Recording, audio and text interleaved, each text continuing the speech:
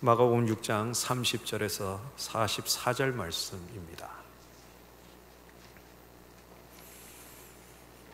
좀 긴 본문이긴 하지만 우리 한 절씩 함께 교독할 수 있도록 하겠습니다.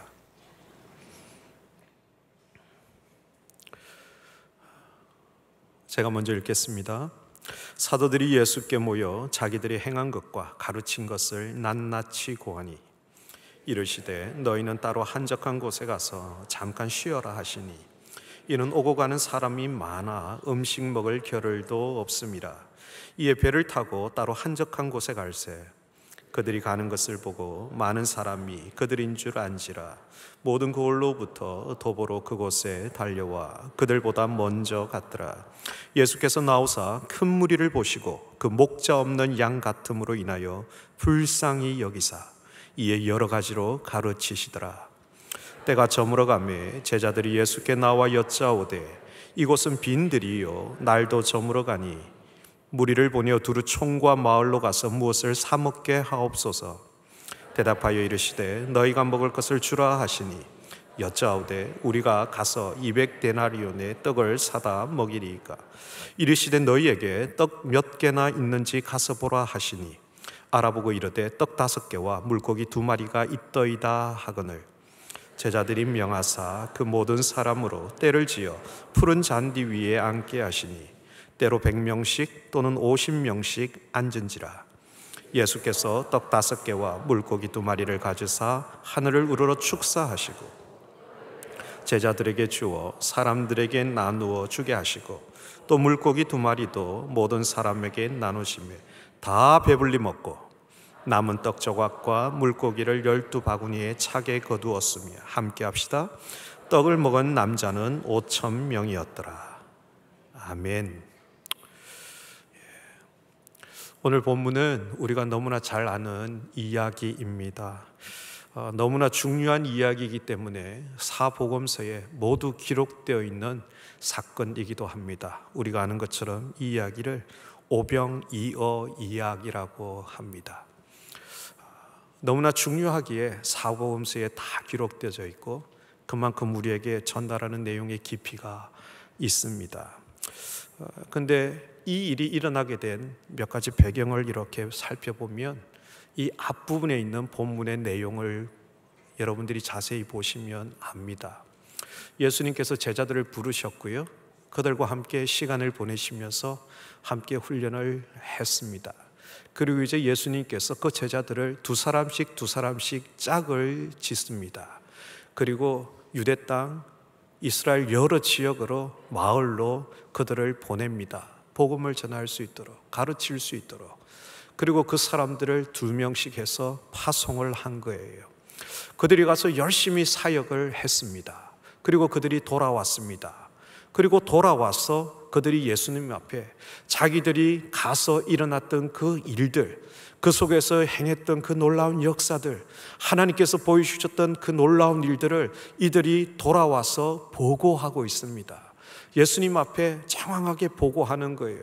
얼마나 많은 익사이팅한 일들이 있었겠어요? 우리가 많은 팀들이 단기 선교 여행을 지금 나가고 있는데 우리가 그들의 이야기를 지금 아직 듣지 못하고 있어요. 기회가 된다면 이 예배 시간에 짧게라도 그들의 이야기를 들어보고 싶어요.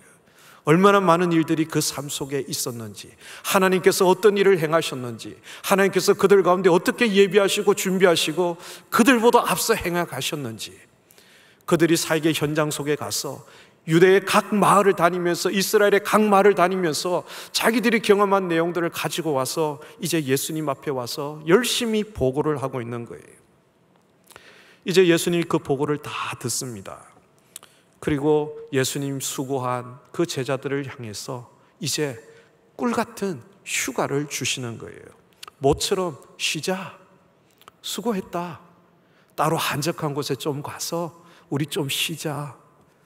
여러분, 뭐 제자들이 휴가 달라고 떼쓴 건 아니에요. 근데 생각지 않았던 휴가가 주어졌으니까 얼마나 좋겠어요? 여러분 휴가 계획 지금 세우고 있죠? 이 설교 들으면서 지금 휴가 계획 세우면 안 돼요.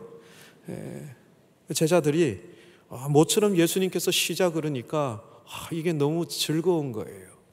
열심히 했는데 돌아왔더니 쉬자 그러니까 얼마나 좋겠어요? 기대하는 마음이 생기는 거죠. 들뜬 마음이 생기는 거예요. 그래서 예수님이 얘기한 대로 사람들이 없는 좀 한적한 곳 따로 가서 쉴 수 있도록 그래서 배를 띄웠어요. 배를 타고 쉬기 위해서 가는 거예요. 그런데 여러분, 우리가 아는 것처럼 뭔가 불길한 예감은 틀리지를 않잖아요. 이 사람들이 열심히 가는데 예상치 못한 일이 지금 자기들에게 닥쳐오고 있는 거예요. 제자들이 가졌던 들뜬 그 기쁜 마음, 그 기쁜 마음이 어느 순간 실망과 짜증을 넘어 분노로 발전하는 그러한 일이 벌어지고 맙니다. 우리 33절과 34절 말씀 함께 읽겠습니다. 그들이 가는 것을 보고 많은 사람이 그들인 줄 안지라 모든 고을로부터 도보로 그곳에 달려와 그들보다 먼저 갔더라. 예수께서 나오사 큰 무리를 보시고 그 목자 없는 양 같음으로 인하여 불쌍히 여기사 이에 여러 가지로 가르치시더라. 여러분, 제자들의 기대가 한순간에 무너지고 사라져 버립니다. 왜요? 이미 유명인들이 됐어요. 이미 사람들이 저 사람들이 어떤 사람들인가 하는 것들을 알고 있어요. 그들이 한적한 곳에 가서 좀 쉬기 위해서 이동을 하고 있는데 이 사람들이 보니까 저 사람들이 바로 예수님과 그 일행들이구나, 무리구나. 그랬더니 이 사람들이 배를 타고 따라오는 것이 아니라 걸어서 가는데 너무나 중요한 것은 그들의 목적지에 정확하게 와버리는 거예요. 걸어서 오는데도 문제는 이들보다 먼저 도착을 해버리더라는 거예요. 얼마나 많은 사람들이 모였는지 여러분, 우리는 이 사건의 결과를 통해서 알고 있습니다. 그렇게 많은 사람들이 모여버린 것이죠. 도착하자마자 예수님께서 배에서 내리시고 모여있는 그 무리를 보니까 불쌍한 거예요. 그러니까 쉬러 왔는데 쉬지를 못하시고 다시 사역이 시작되는 거예요. 제자들의 기대가 사라집니다. 전도 여행을 통해서 지친 몸과 마음이 쉼을 얻어야 되는데 쉬기는커녕 사역이 다시 시작돼 버린 것이죠. 이게 아닌데 이건 꿈일 거야. 애써 마음속에 부정한들 그 현실이 바뀌어지지가 않습니다. 눈앞의 현실을 그냥 받아들일 수밖에 없는 상황인 거예요. 예수님이 그 무리를 불쌍히 여기시고 다시 그들을 가르치기 시작합니다. 예수님이 그렇게 하는데 뭐라고 할 말이 없잖아요. 그런데도 제자들의 마음은 한구석이 불편합니다. 어려운 마음이 있는 거예요. 원망이 나고요, 짜증이 나기 시작합니다. 그러면서 분노가 일어나기 시작해요. 왜 그들이 짜증이 나고 원망이 생기고 원망을 넘어 짜증을 넘어 분노가 일어나는 줄 아십니까?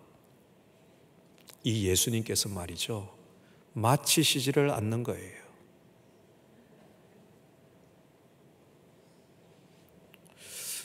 아무것도 모르는 백성들이야, 무리들이야 무슨 잘못이 있겠습니까?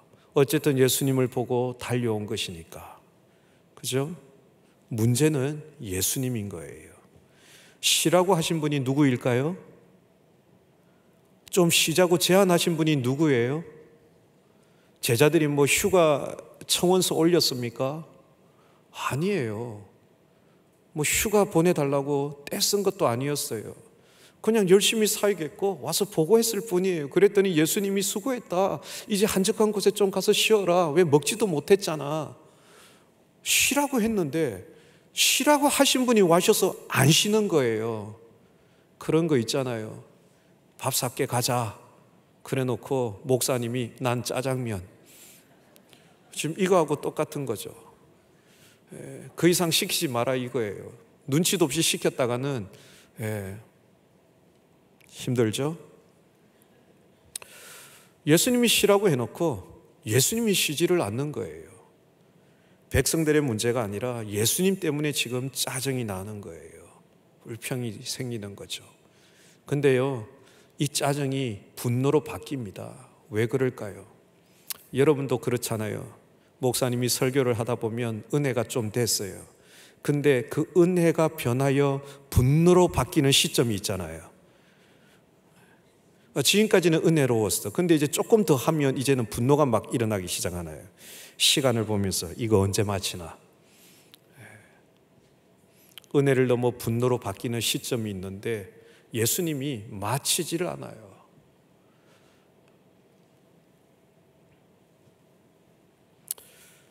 제자들의 분노가 폭발적으로 상승합니다. 해도 너무한 거예요. 아니 우리가 원한 것도 아니고 본인이 쉬려매 한적한 곳에 가재매 근데 어떻게 갔더니 이렇게 많은 사람들이 더 많이 모였냐.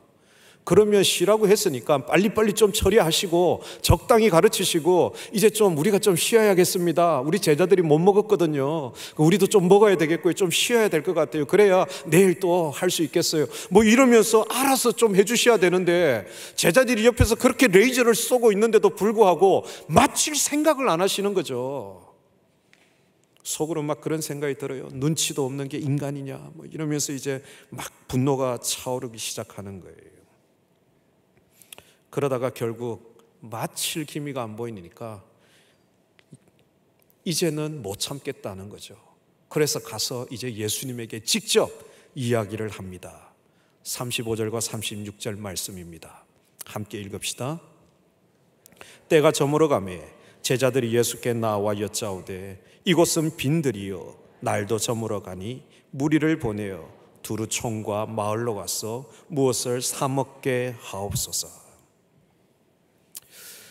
굳이 얘기하지 않아도 예수님도 아는 이야기입니다. 이곳이 빈들이라는 것, 날이 저물어 간다는 것, 사람들이 먹지도 못하고 지금까지 있다는 것, 굳이 옆에서 설명하고 이해시키지 않아도 예수님도 알고 있는 내용이에요. 그런데 이 내용을 제자들이 가서 얘기합니다. 여러분 우리가 이것을 글로 보니까 제자들이 공손하게 가서 예수님 이곳이 빈들이 아니겠습니까? 그리고 저 사람들이 죽어서 지금까지 먹지도 못하고 지금까지 있지 않아요? 배에서 꼬르륵거리는 소리가 들리네요. 뭔가 좀 먹여야 되지 않겠습니까? 예수님 말씀도 좋지만 배도 불러야죠.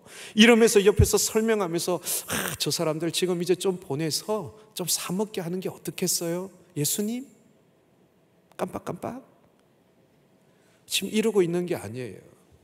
지금 이 말의 원래의 모습은 이런 거죠. 예수님, 왜 그런 눈치가 없어요? 좀 적당히 합시다. 아니 아침부터 와서 아무것도 못하고 있잖아요. 1부 때 와서 성가대하고 지금까지 4부 예배 때까지 남아있잖아요. 커피숍에서 차 마셔가면서. 손진아 지휘자님 얘기예요. 힘들다 이거예요 지금. 아니 사람들 굶고 있는 거 안 보이세요? 좀 보내세요. 언제까지 굶길 작정입니까? 지금 제자들이 하고 있는 얘기는 예수님 앞에 이 얘기하고 있는 거예요. 요약 정리하자면 이거예요. 그만 좀 합시다. 이만하면 되지 않았습니까? 적당히 좀 합시다. 예수님 이렇게 얘기하고 있는 거예요. 이 정도 사인을 보내주고 이 정도 얘기했으면 눈치가 있어야 됩니다. 근데 눈치가 없는 거예요.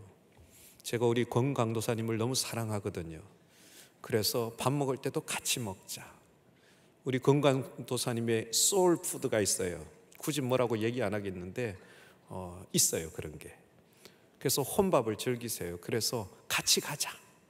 키르키스 갔다 왔으니까 우리 또 같이 가야 되지 않겠습니까? 그랬더니 목사님, 소울푸드는 내가 혼자 먹고 싶다고. 이 정도 얘기했으면 눈치가 좀 있어야 되는 거 아닙니까? 라는 말을 오늘 점심 때 들었어요. 네. 그러나 결코 저는 그것이 제 마음에 상처가 되지 않아요. 네. 저는 그 말을 상처로 받아들이지 않습니다. 선택하지 않아요. 이 정도 했는데도 불구하고 같이 안 가면 눈치가 진짜 없는 거죠. 그죠? 예수님이 눈치가 없어요. 이 정도 정중하게 얘기했으면 그렇구나, 미안하다, 내가 뭐 하다 보니까 설교가 길어졌네, 그러면서 이제 곧 마무리할게, 뭐 이런 게 반응이 와야 되는데 그런 게 없어요. 오히려 당당합니다.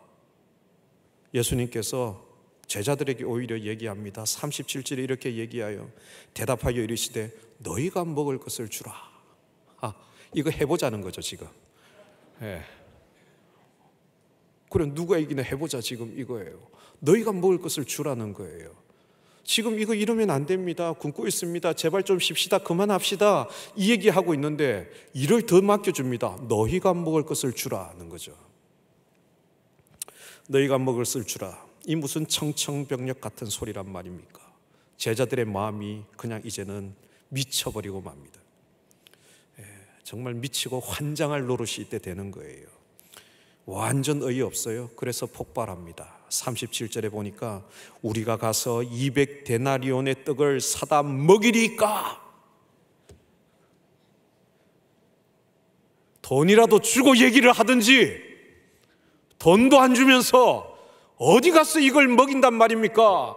여기가 명지 국제 신도시인 줄 압니까? 트레이더스도 없어요, 코스트코 없어요, 이마트도 없어요. 여기서 뭘 어떻게 사 먹이란 말입니까? 지금 강변하고 있는 거예요. 예수님을 향해서 항변하고 있는 거예요. 제발 끝냅시다 얘기하고 있는데 너희가 먹을 것을 주면 되지 않느냐 라고 하는 거죠. 그랬더니 무슨 돈이 있습니까? 어디서 사 먹입니까? 편의점 하나 없는데. 너무너무 화가 나는 거죠. 지금 제자들이 대답하고 있는 대답의 요지는 뭡니까? 지금 그걸 말이라고 합니까? 되지도 않을 일을 지금 우리에게 설명하고 있습니까? 불가능한 일을 지금 시키고 있는 거 아닙니까? 가능한 일이 아닙니다. 그것은 지금 제정신이세요. 예수님 제발 정신 좀 차리세요 라고 지금 얘기하고 있는 거예요. 그런데도 예수님은 한 수 더 떠서 얘기합니다. 너희에게 떡이 몇 개나 있는지 가서 보라는 거예요. 알아보고 그들이 대답합니다. 여기 떡 5개와 물고기 2마리가 있습니다. 여기 떡 5개와 물고기 2마리가 있습니다. 여러분, 이건 어떤 의미입니까? 너희에게 떡이 몇 개나 있는지 가서 알아보라. 그랬더니 제자들이 씩씩거리면서 오는 거예요. 자, 이게 답니다 라고 지금 얘기하고 있는 거예요. 여러분, 우리가 오해하면 안 돼요. 제자들 중에 그것을 보고 여기 떡 5개와 물고기 2마리가 있는데 주님 이거 한번 가지고 기적을 일으켜 보세요, 기대합니다, 주님 하실 수 있잖아요, 지금 이런 마음으로 들고 오는 것이 아니에요. 예수님 앞에 이들이 가지고 오는 것은 보세요 이거밖에 없지 않습니까? 이것도 어린아이의 도시락입니다. 어린아이, 지금 뭐 우리한테 이 많은 사람을 먹이라고요? 200데나리온 되는 떡 어디서 갖다 먹입니까? 보세요, 꼴랑 이거밖에 없습니다. 지금 제자들이 가지고 주님 앞에 나온 떡 5개와 물고기 2마리, 이 오병이요, 이것은 주님이 말씀하고 있는 일에 이런 전혀 불가능합니다 라는 것을 보여주는 강력한 증거예요. 지금 제자들은 불가능의 증거를 주님 앞에 내밀고 있는 거예요. 이걸로는 아무것도 할 수 없어요. 이걸로 무엇을 할 수 있단 말입니까? 절대 불가능한 일입니다. 보세요, 있는 것이라고는 이것밖에 없어요. 그걸 지금 얘기하고 있는 거예요.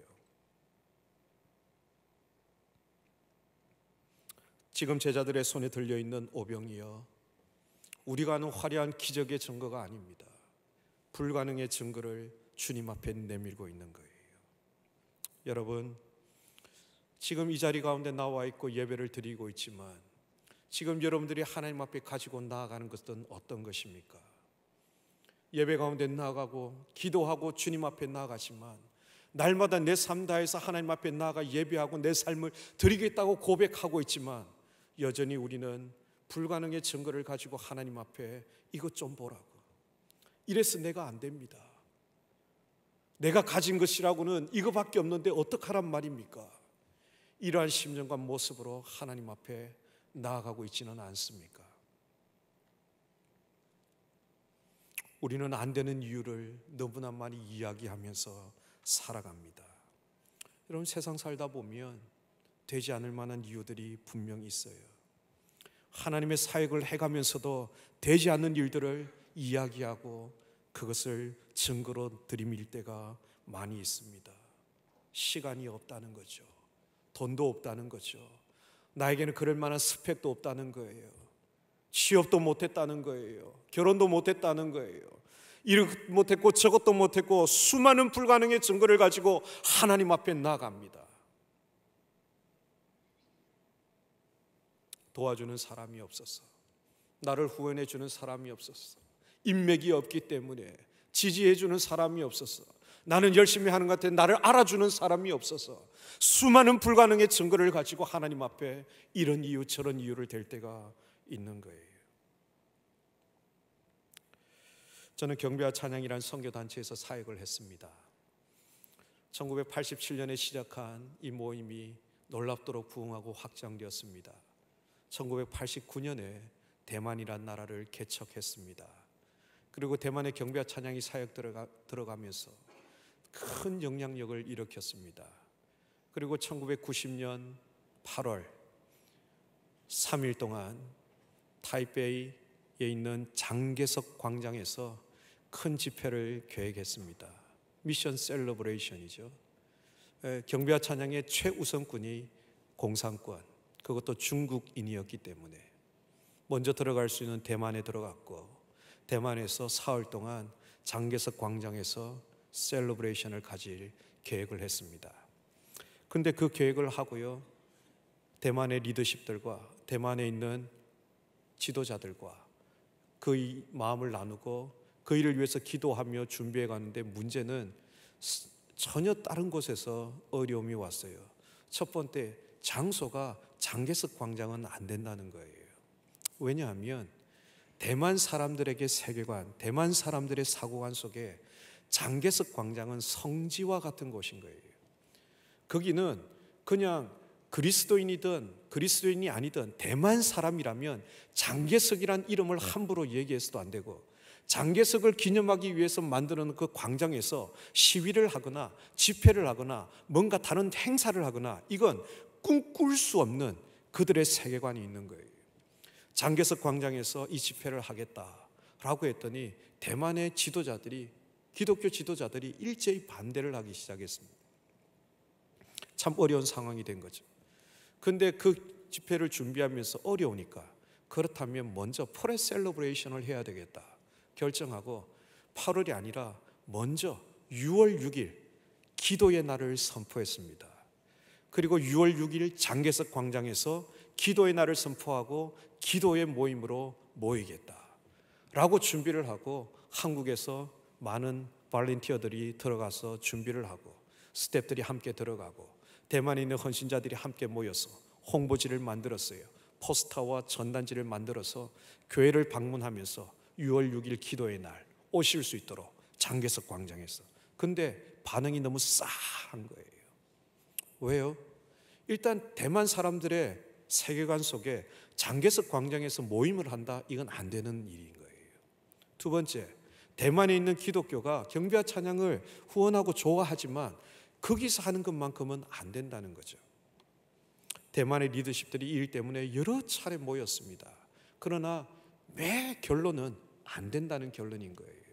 6월 6일 기도의 날을 선포하고 포레 셀러브레이션으로 그 시간을 보내겠다. 근데 안 된다는 거예요.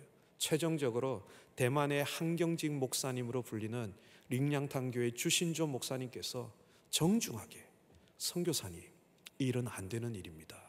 불가능한 일입니다. 말씀하시는 거예요. 그런데도 불구하고 우리 사역자들은 열심히 대만의 교회를 찾아다니면서 방문을 하면서 포스터와 전단지를 나눕니다. 여러분, 대만 가보신 분들은 알 거예요. 대만요, 비행기가 도착해서 비행기에서 딱 내리는 순간 어떤 느낌인 줄 아세요? 여러분이 한여름에 목욕탕 가서 탈의실에서 옷을 갈아입고 목욕탕 안으로 문을 열고 딱 들어갔을 때 숨을 탁 쉬면 처음 느끼는 그 느낌, 그게 대만의 기후입니다. 고온다습, 마치 내가 사우나 안에 들어와 있는 것 같은 느낌이에요. 그것도 6월달은요, 가보세요.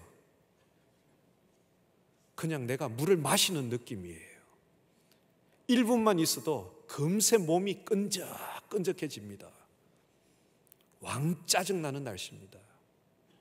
근데 그런 날씨에 타이베이, 그것도 장개석 광장에서, 날씨도 날씨지만 대만 사람들은 이게 안 되는 거예요. 한경직 목사님 같이 존경받는 주신조 목사님마저도 일은 안 됩니다. 정중하게 거절을 하는 거예요. 근데도 우리는 이걸 가지고 가니까 반응이 없어요. 너무 싸해요. 우리 입에서 불평이 나오기 시작합니다. 날씨는 졌죠. 땀은 삐질삐질 나는 게 아니에요. 폭포수처럼 흘러요. 그냥 1분만 있어도 몸이 다 달아붙어 버려요. 몸에.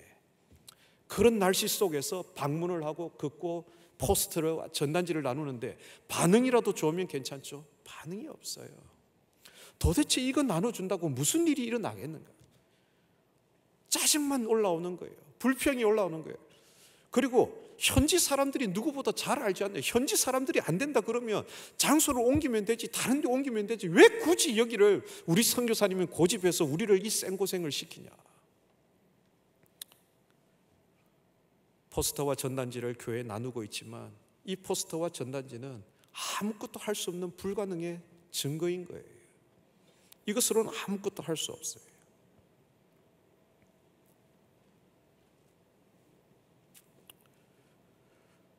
우리 손에 들려있는 것, 많은 헌신자들이, 사역자들이 열심히 가고 있지만 불가능의 증거를 나누고 있는 거예요.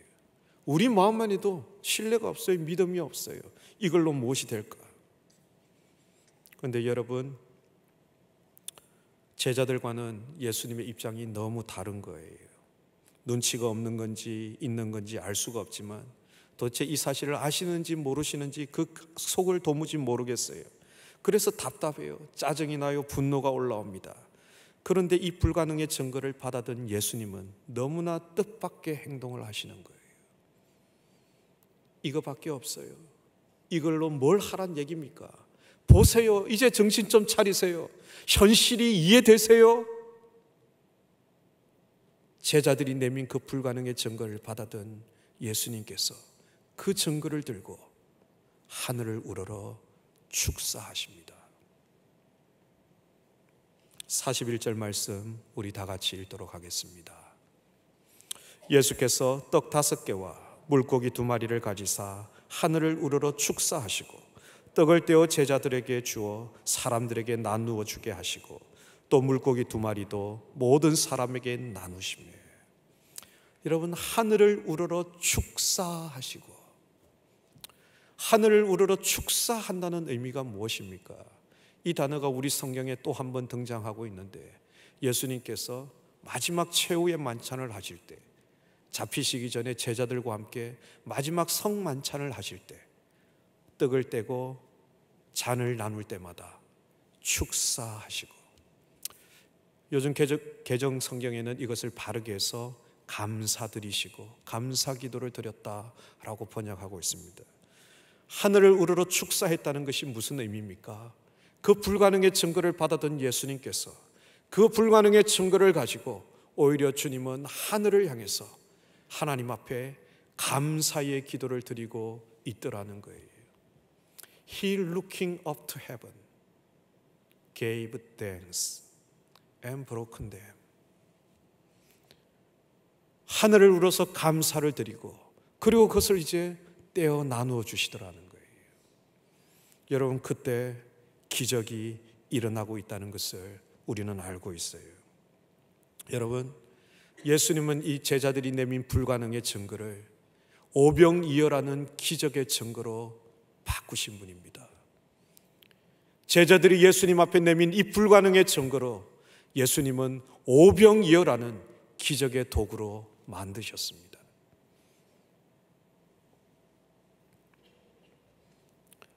예수님 손에 들려주는 불가능의 증거, 그것은 그저 기적의 도구일 뿐인 것입니다. 여러분들이 무엇으로 주님 앞에 나와 이것밖에 되지 않습니다. 나는 스펙도 없습니다. 나는 돈도 없습니다. 그냥 태어날 때부터 흙수저였습니다. 내가 안 될 수많은 이유, 불가능의 증거를 가지고 간다 할지라도 주님 손에 그것은 그저 기적을 일으킬 도구일 뿐인 것입니다. 장개석 광장 6월 6일 기도의 날, 우리는 불가능의 증거를 끊임없이 교회들에게 나누고 있었습니다. 안 되는 거였어요. 근데요, 너무나 희한한 일이 일어나고 맙니다. 6월 6일이 있기 전 일주일 전에 대만 정신 뉴스에 속보가 보도가 되었습니다.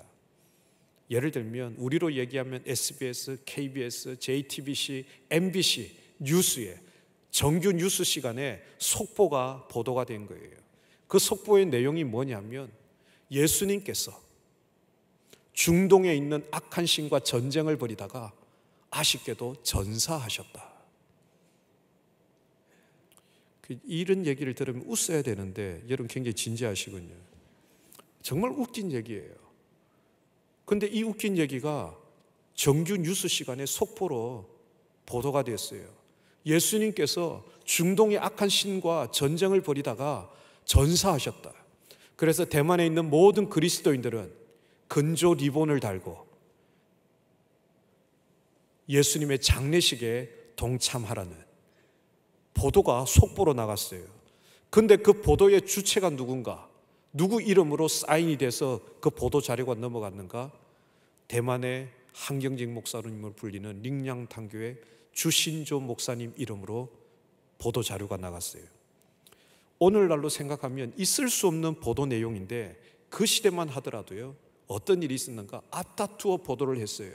주신조 목사님이라는 그 이름 하나 때문에, 링량탕교회 주신조 목사라는 그 이름 하나 때문에 확인 절차도 거치지 않고 속보로 정규 뉴스 시간에 보도를 합니다. 얼마나 어이없는 일인지 모릅니다. 그래서요, 그 다음날 주신조 목사님께서 뉴스룸에 직접 생방송 출연을 하셨습니다.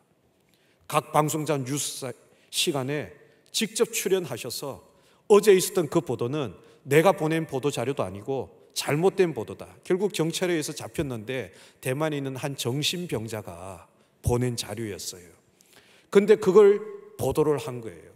주신조 목사님께서 뉴스 정규 시간에 출연해서 거기서 하나님 살아계십니다, 예수님 지금도 살아계십니다 얘기를 하면서 하나님 살아계시고 예수님 살아계시기 때문에 그래서 우리 대만의 그리스도인들은 6월 6일 장개석 광장에 모여 기도합니다 라고 펼친 포스터가 경배와 찬양 포스터였습니다. 우리에게 불가능의 증거로 보였던 이 포스터 가지고, 이 전단지 가지고 무슨 사람들이 모이겠냐고, 이것은 안 되는 일이라고 생각했던 바로 그 포스터를 뉴스 시간에 가지고 나와서, 아니요, 대만의 그리스도인들은 하나님 살아계시고 예수님이 살아계시기 때문에 6월 6일 장개석 광장에 모여서 기도하기 위해서 모입니다 라고 그 포스터를 펼쳤어요. 우리에게 있었던 불가능의 증거를 기적의 증거로, 기적의 도구로 만드신 분입니다. 그분이 우리 하나님이십니다. 사랑하는 우리 젊은이 형제 자매 여러분, 여러분 지금 어떤 불가능의 증거를 가지고 이 예배 가운데 나와 있습니까? 내가 지금까지 뭐가 잘 안 됐던 이유, 이것 때문에, 저것 때문에 이유로 삼았던 많은 여러분들의 손에 있는 불가능의 증거, 그것은 무엇입니까? 여러분, 여러분의 손에 들려있는 그 불가능의 증거, 그것이 주님의 손에 전달되어질 때에 그것은 한낱 기적의 도구일 뿐입니다. 비록 내 손에 있을 때 불가능의 증거일 수 있지만 주님은 그 불가능의 증거를 기적의 도구로 변화시키는 하나님이십니다. 나는 안 된다고 생각할 때 하나님은 가능하십니다.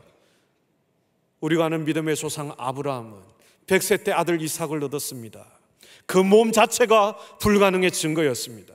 이 몸으로는 아무것도 할 수 없다고 했습니다. 내년 이맘때 너에게 아들이 있을 것이다 약속해 줬지만 그 이야기를 듣는 순간 비웃었습니다. 주님이 말씀하셨습니다. 왜 웃고 있느냐?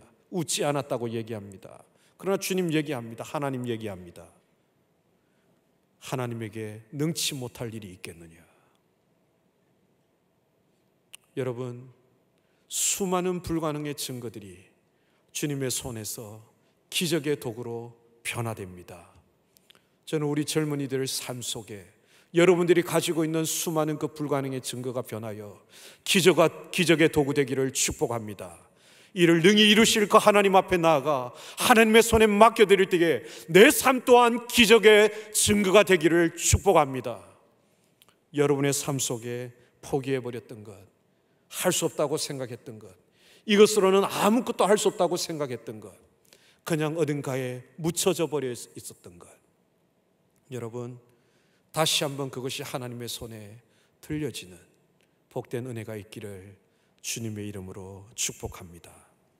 그래서 우리 한 사람 한 사람을 통해서 불가능의 증거가 기적의 도구로, 기적의 증거로 변화시키는 믿음의 사람들 다 되시기를 주님의 이름으로 축복합니다. 이 시간 함께 기도드립시다.